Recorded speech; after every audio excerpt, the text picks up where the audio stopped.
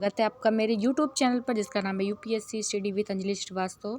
दोस्तों, आज हम बात करते हैं मैथ में मेंसुरेशन चैप्टर के बारे में, जिसमें 2D मतलब 2 डायमेंशनल और 3 डायमेंशनल के ये जैसे घन, घनाभ, गोला, शंकु, आयतन और चतुर्भुज, त्रिभुज आदि के बारे में कुछ इम्पोर्टेंट ट्रिक्स देखेंगे और कुछ इससे संबंधित क्वेश्चन आंसर सॉल्व करेंगे।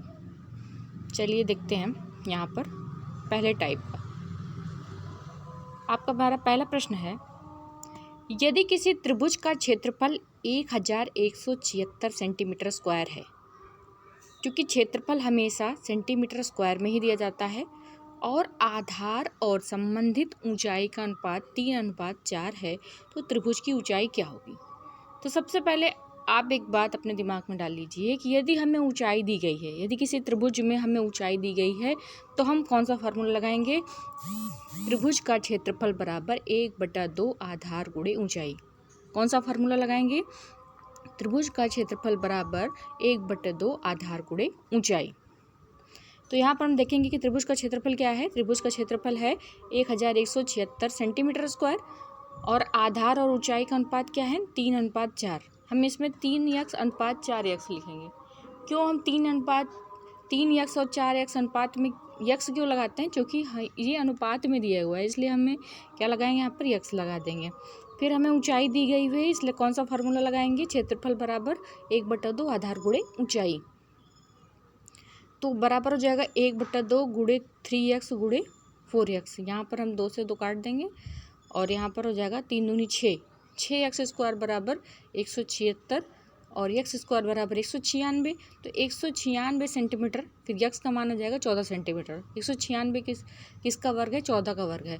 तो 14 का जो वर्ग है 196, तो यहाँ आ जाएगा 14 सेंटीमीटर। तो यक्स का मान कितना आ गया, 14 सेंटीमीटर आ गया। अब हमसे पूछा क्या है, त्रिभुज की ऊंचाई। तो त्रिभुज की ऊंचाई के अनुपात में कितनी है, 4x। तो 4x का मैं यहाँ पर मान रख देंगे। तो 14 × 4 = 56 सेंटीमीटर इसकी ऊंचाई हो गई त्रिभुज की। ठीक है। उसके बाद नेक्स्ट क्वेश्चन पर हम आते हैं। एक त्रिभुज का आधार 15 सेंटीमीटर और ऊंचाई 12 सेंटीमीटर है। एक अन्य त्रिभुज की ऊंचाई जिसका क्षेत्रफल इस क्षेत्रफल का दुगना है और आधार 20 सेंटीमीटर है, तो हमें उसकी ऊंचाई बतानी है।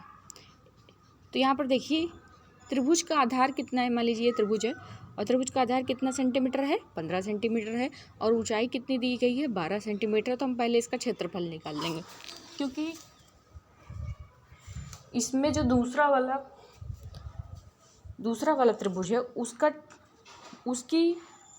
उसका क्षेत्रफल इसके क्षेत्रफल से दुगना है। तो हमें जब पहले वाले क्षेत्रफल का मान पता चल जाएगा, तब हम दूसरा त्रिभुज का उस क्षेत्रफल भी उसका दुगना करके पता कर लेते हैं। तो क्षेत्रफल बराबर, चूँकि इसमें हमें ऊंचाई गिवन है, तो 1/2 आधार गुणे ऊंचाई करके निकाल देंगे। 2 × 12 और यहाँ पर 15 × 6 = 90 सेंटीमीटर स्क्वायर। ये स्क्वायर में रहेगा, चूँकि क्षेत्रफल हमेशा वर्ग मीटर या वर्ग सेंटीमीटर में रहता है।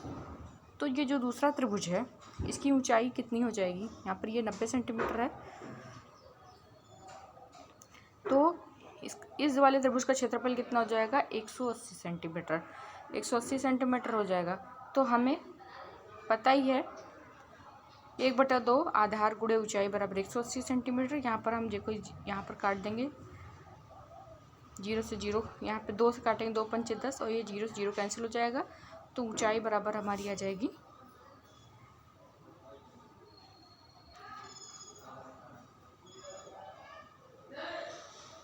यहाँ पर 9 सेंटीमीटर हो जाएगा, 9 सेंटीमीटर। नेक्स्ट सवाल देखिए, दो त्रिभुज में क्षेत्रफलों का अनुपात 4:3 और ऊंचाइयों का अनुपात 3:4 है, तो इनके आधारों का अनुपात ज्ञात कीजिए। ये सवाल बहुत ही ज़्यादा इम्पोर्टेंट है, बहुत बार पूछी गई है, चाहे एसएससी सीजीएल का एग्ज़ाम हो, चाहे यूपी टेट का एग्ज़ाम हो, चाहे मैथ जिसमें पूछी जाती है।